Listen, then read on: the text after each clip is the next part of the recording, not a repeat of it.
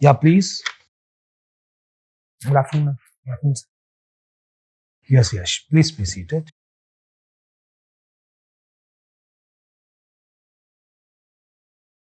So, Yash Kumar, you have sociology as your optional, Yes, and you are originally from Buxar district, Bihar. yes, sir.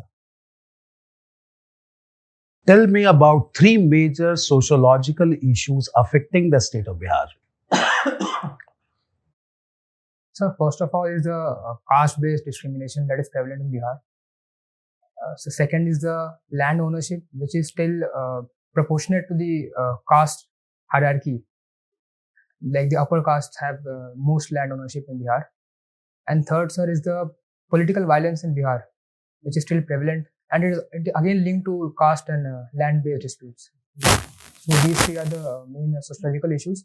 Apart from these, I think education is a sector where Bihar is lagging a lot compared to other states. So in social sector, education as well as health. Uh, what are the major changes in the social setup of Bihar and West Comparing both these, comparison? sir, after the independence, land reforms were implemented in West Bengal on a better scale. So the land ownership is quite equitable in West Bengal compared to Bihar. At the same time, however, the land ownership being equitable, the political violence in both the states are equally worse. And urbanization levels in West Bengal and Bihar are quite apart from each other. West Bengal is more urbanized, so therefore caste-based discrimination is quite diluted in West Bengal compared to Bihar. And agriculture-based industries in Bihar, it is lacking. Bihar, despite being the only 90% of the producer of makhana, does not export any makhana at all. Whereas West Bengal, fisheries industries in West Bengal and the agricultural sector also has a lot of promise compared to Bihar. If land reforms had been successful in Bengal, then why did Naxal movement started from Bihar, from West Bengal only? Sir, all the land reforms were not equally successful in West Bengal. The tenancy reforms were successful, to be very specific, the Operation Bargadar, while the other land consolidation and other measures like abolition of zamindari, complete abolition of zamindari, they were not so successful in West Bengal. I think that is why Naxalism originated in West Bengal, and moreover, the leaning towards a leftist ideology in West Bengal from its roots as well. You talked about Bargadars. Throw some light on Bargadari Act of West Bengal. Sorry, sir, I am not aware of that. Okay. Your optional is sociology. Yes, sir. What is the theory of surplus value in Marxism? Surplus value of labor in Marxism, according to Karl Marx, the surplus theory of value states that labor, it produces more, but it gets remunerated less. Means if it produces like value worth 100 rupees, it gets remunerated by I think 10 to 20 rupees if data wise, and the rest 80 rupees are taken away and into the capitalist pockets. So that's the surplus theory of labor value according to Karl Marx. Okay. uh, apart from sociology, you have studied statistics in your graduation Yes, sir. and you are from Bengal. What has been the contribution of Prasant Chandra Mahalanobis Yes. in the field of statistics? So Prasanta Chandra Mahalanobis is called the father of statistics in India.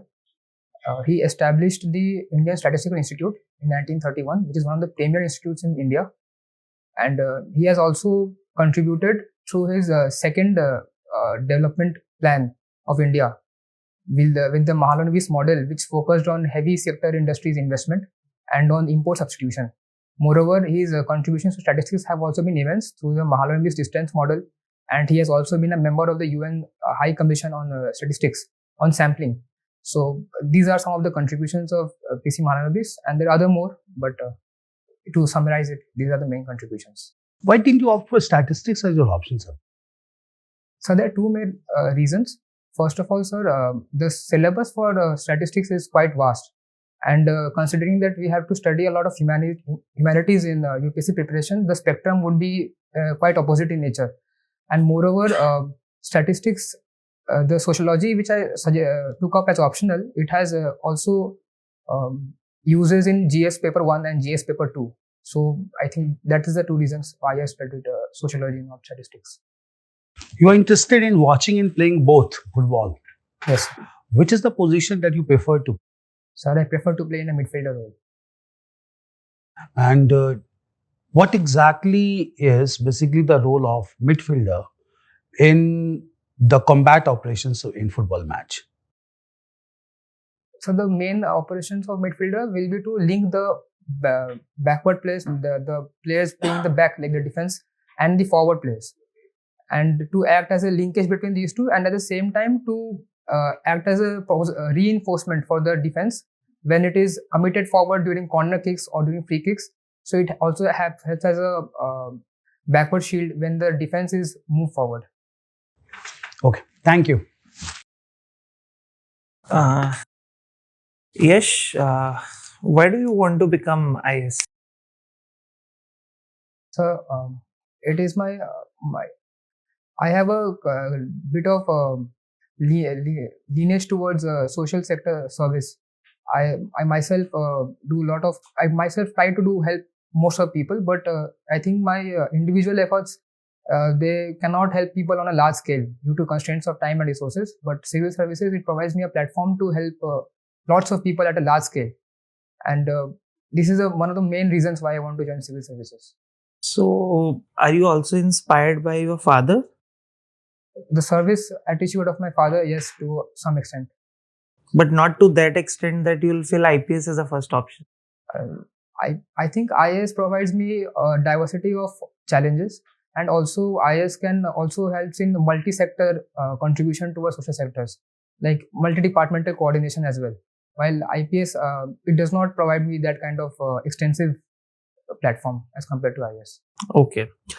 What do you think is the most progressive part of the budget for 2025-26? The most progressive part of the budget, if considering the supply chain disruptions or the green energy transitions that is taking place in India, it will be the small modular reactors. 20,000 crore has been allocated to the development of small modular reactors. I think that is one of the most progressive parts of the budget, according to me. Okay. Do you think office of the governor should be done away with? No, sir, I do not think that it should be done away with. But he's merely a center appointee. I mean, whatever center is dictating, same is being carried forward by the governor. So, the constitutional makers, I think they envisaged the governor as a linkage between the center and the states. Correct. And also uphold the spirit of federalism. So, I think there is a perception of biasness because of the manner of appointment of the governor and the lack of security of tenure. But I think governor is a influential and important office in the constitutional body itself because it helps in linking the center and the states. Okay. Do you think anti-defection law has served its purpose? Sir, anti-defection law, it has served its purpose, but there are some issues regarding it. So some reforms in that direction would be helpful. However, anti-defection law, there are some, to some extent, it incentivizes mass defections, but it punishes individual defections, but does not punish mass defections because of a clause of 2/3 majority. So I think some reforms in that arena is required. Okay. Can you explain me the difference between judicial overreach and judicial activism? Judicial activism is considered as a positive concept where the judiciary acts in its own conscience in areas where there is a lacuna of legal acts or reforms. So, like the sexual harassment is influenced by judiciary's judgment itself, and judicial overreach is considered in a negative point of view where it's already a legal provision, but judiciary it uses its extraordinary powers under Article 142 to glide over such legal issues and to stamp its authority over such. My last question: What changed from Planning Commission to Niti Aayog? So the major change, according to me, will be the representation of the states in the say of Niti Aayog. I think federalism has been competitive and cooperative federalism both have been inculcated in Niti Aayog's DNA compared to the Planning Commission, which was more centralized in nature. This is more decentralized. And But wasn't there NDC? National Development Council. So, but it was not functioning throughout the years. If I'm not wrong, I'm not so sure about it. But Niti Aayog, I think it lives up to the spirit of federalism. Do you see any problem with the policy of the present dispensation? Policy in which areas? Any problem with any kind of policy in any sector? Where you think government is going wrong? So, if you had asked me this question yesterday, I would have said in the Atomic Energy Act and the Civil Liability Nuclear Act, because it was prohibiting private sector involvement in the green energy transition. But with the budget, I think that's been taken care of. Okay, thank you. Yes. Since you have read about the budget and you are saying that it's a very progressive step that the government has increased the funding in small modular reactors, what are they? The small modular reactors are basically nuclear reactors which produce less than 300 megawatts of electricity. What is modular in small modular reactor? So I'm not sure if you allow me to take a guess. So I think modular will be the aspect that it can be built anywhere in the factory or in the brownfield area. It can be disassembled. It can be disassembled and reassembled anywhere irrespective of. Right. Good. Coming from West Bengal, there have often been news that there have been electoral malpractices in West Bengal, whether it's local level elections or Vidhan Sabha elections. Do you agree with this statement? Yes, sir. There have been instances of electoral malpractices, especially in the local elections, panchayati elections. In the local level elections, right. So let's say you are an IS officer, you are a DM of that district. There have been calls that the people are not being allowed to go to the polling booth. What are the steps that you're going to take as a DM when calls are being made that people are not being allowed to vote? So first of all, sir, I will implement the Representation of People Act regressively on such issues where people are being not allowed to vote. Section 123, Section 125, there are many such clauses which help us to tackle such issues. Second, I would myself go in such areas where the people are not allowed because of fear of any violence or such stuff. How many places would you be able to visit in one day? So if I will not be able to visit all the places, I would at least send the other officials, the IPS officers or the other election commission observers, and I would ask them to communicate to the people that they should go because it's a right to vote. Right. Since you can think of these measures, don't you think the officials present at the moment, right now, they can't think of these solutions? So what do you think are the reasons that still electoral malpractices are being continued in Bengal? So the main reason, according to me, is political violence. The fear of violence and the instrumentalization of political violence has led to a fear within the community itself. And moreover, sir, according to me, according to Dopayan Bhattacharya, who was a prominent political scientist, West Bengal has been considered as a party society, where there is complete polarization between two particular parties in the society. And that has led to the inculcation of political violence as a tool to inhibit such population to vote against the other party. So, to tackle political violence, it can be political accountability. I would ask the political leaders themselves to publicly shame such cases, so that the inherent. Being an IS officer, you will ask the political leadership. I would implore them, because it is in their interest itself. Because people, if they vote, I think that is more important according to them also. They would also like people to vote for them.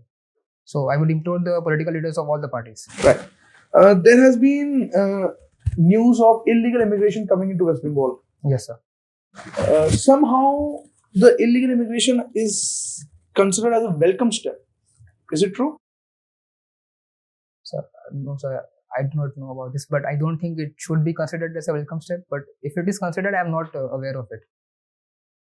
Okay. So No worries. You are a student of statistics. Yes, sir.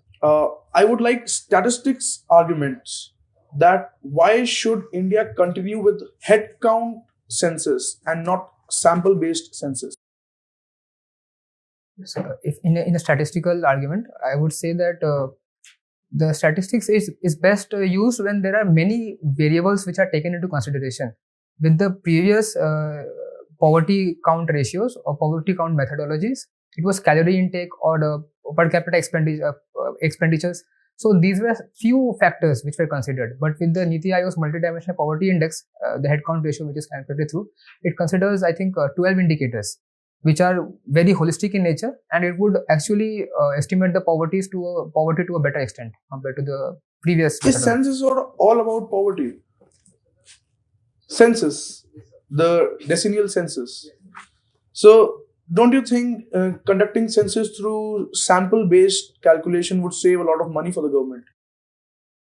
So, census sample-based calculations are done in other surveys, like we have the agricultural census surveys where sample-based calculations are done. But the census main motive is to reach each and every people and to consider their opinions on certain issues. So I think census should be considered like a full enumeration drive, not a sample-based drive. Right. One last question from my side. Have you heard of Saint Martin Island? No, sir. Sorry, sir. I'm not. Okay. The Bangladesh government, there has been a change in Bangladesh government. What's the reason behind it? Sir, it was the ousting of Sheikh Hasina from her power after she left Bangladesh due to possible military intervention. Whom does the former Prime Minister blame? Sir, I don't understand your question, sir. Whom does the former Prime Minister, Sheikh Hasina, blame for her removal? Sir, I'm not sure about it. Oh, no worries. Okay. Yash, you have done your graduation in statistics. So, in which list statistics comes, union or central or concurrent? So I'm not sure about it, but I think it's in the union list. Okay.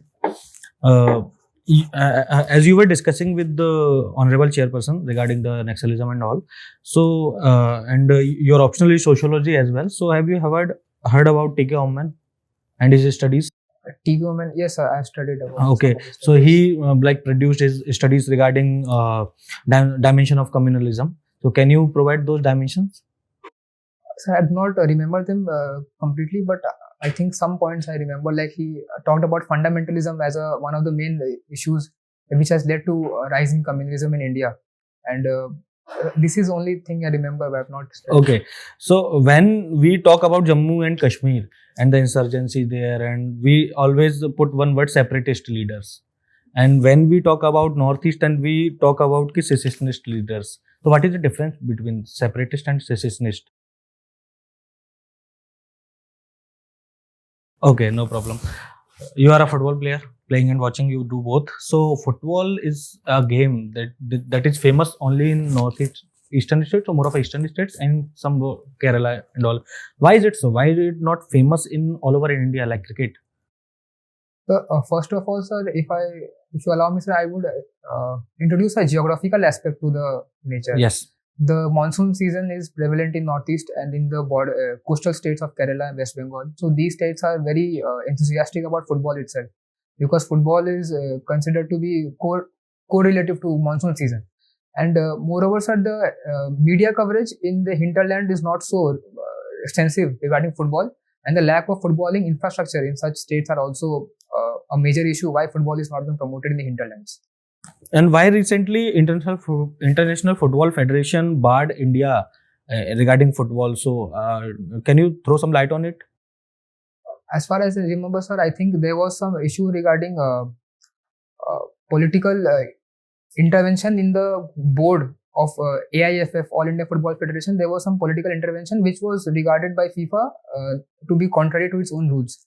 So that is why they are. Okay. One nation, one election you heard. So do you think India is ready for one nation, one election in terms of logistics, infrastructure?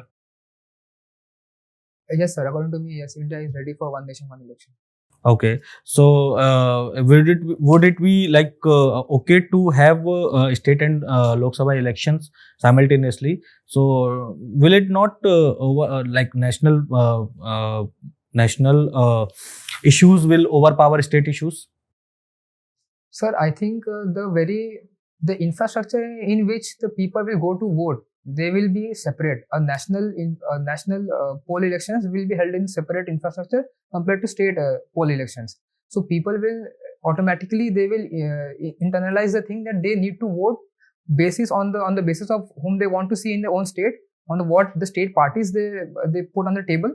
So while voting in the state infrastructure polling booth, they will remember the fact that yes, they have to vote for the state party and what they are putting on the table. And in the national elections, Lok Sabha elections, they will also remember that yes, what the national party is putting forward. So I think that will not be an issue. Okay, your father is in police service. So have you ever heard about community policing? Yes, I have heard about community policing. Tell me what is it?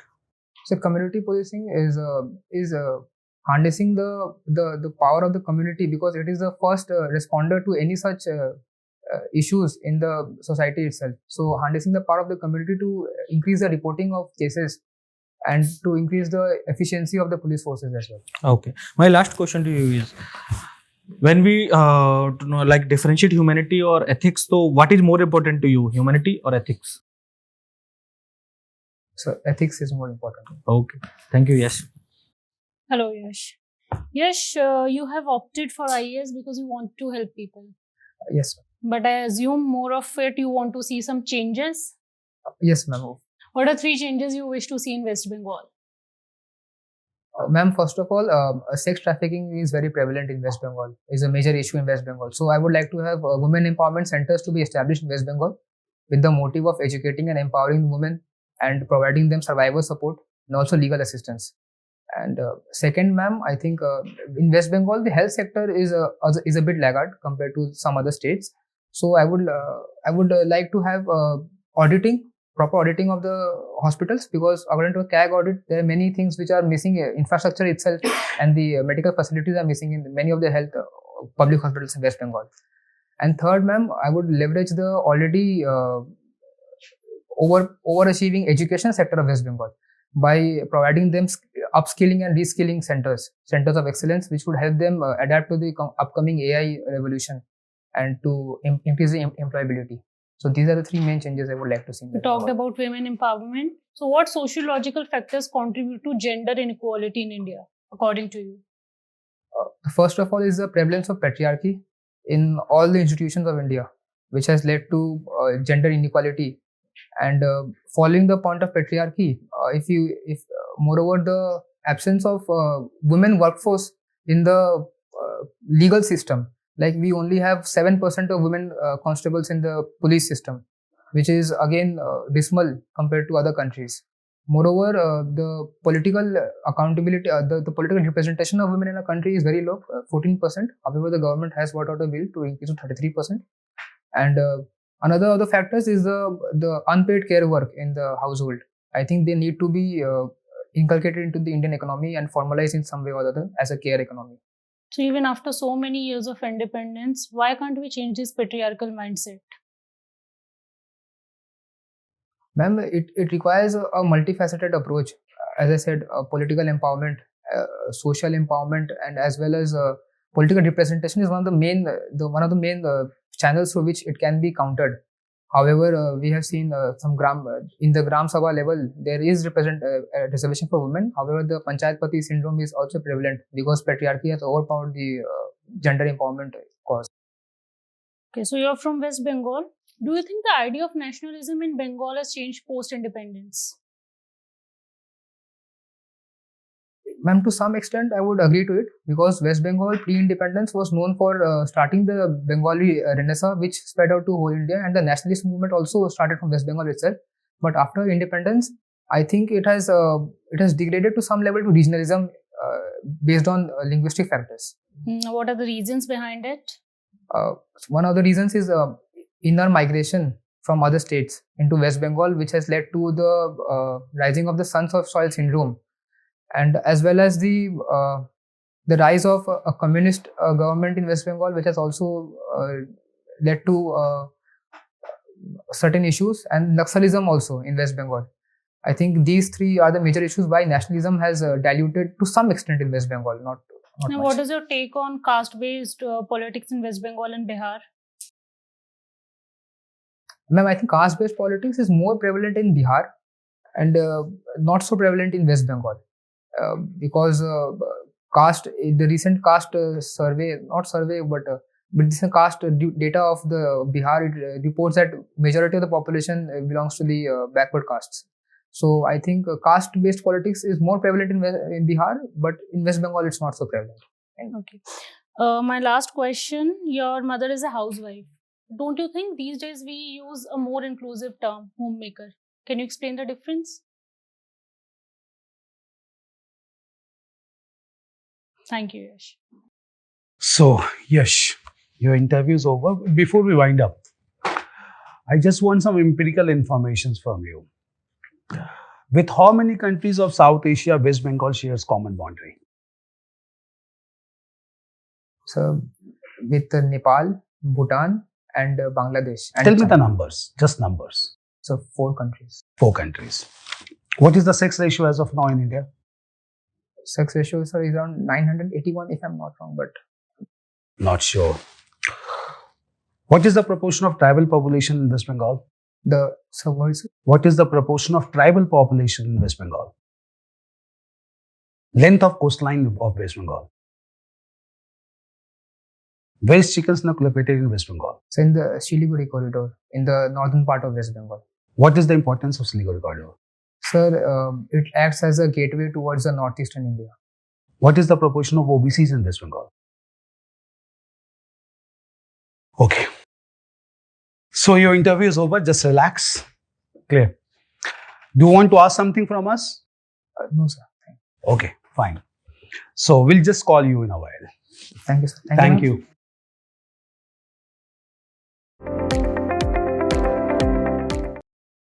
Yes, yes, please. Please be seated. So this is your first attempt, Yash? Yes, sir. Your interview is on 19th of March. Okay, great. See, in the last, why I asked you such empirical questions? Because throughout your interview, you lacked empirical data. Statisticians don't talk without numbers. Okay. I'm seeing you as a statistician as of now. The statisticians, the engineers don't talk without numbers. I just wanted to check your empirical information. Just brush up these things. It's very important. Otherwise, your analytical answers were really good, convincing. You have a pleasant personality. This is the dress you are going to wear? Okay, it's fine, but except for a minor change, the watch. If you can go for some formal watch, it's good. Preferred. Otherwise, it won't make much difference, but have a normal watch. Clear? Otherwise, your dress is okay. Another important thing that I want to pinpoint is increase your energy level a bit. You are good, you're audible, your voice is coming to us, but try to be more energetic. Maybe it is second half, so you have lost your energy by this time. So try to gain up that energy. Clear? And another thing is, as you are smiling now, your face is glowing like anything. Keep on smiling a bit in between, no? You don't need to be very hyper serious, no? You know everything, have a smile on your face. Clear? Obviously, a smile is contagious, you know. Clear? So the interview board will also appreciate that. But knowledge-wise, you are good, relatively much better. It is your first interview, it's your first attempt also. All the best for that. Just brush up some data, brush up some informations. Otherwise, analytical answers are really good. Work on that, brush up some basic concepts of statistics also. And since you are attached with 2 states, comparative analysis will be asked most likely between Bihar and West Bengal. So try to have some data on comparative analysis and speak with numbers, because that suits your background, academic background. Analytical answers are good, no doubt. Okay. And everything is fine. So just brush up that, and all the best from our side. Okay, you have potential to perform really good. Okay? You want to ask anything from us? Yes, sir. Like I mentioned the issue of political violence. So, like, I have a data regarding that. So, should I start with the data itself? Yes. Data should be upfront. Because data are something which can either be accepted or rejected. And if you have data, you are confident about it, it is proved to be convincing for the board also. But data should be right. Numbers should be right. But if you have data, speak with data. As a statistician, the statistician cannot talk without numbers. So it will be a very effective. More effective communication. Authentication will be done from your side. And that will make a huge difference. Because numbers were missing in your answers. Okay. Is it fine? Okay. All the best. Thank you. Thank you, sir. Thank you. All the best.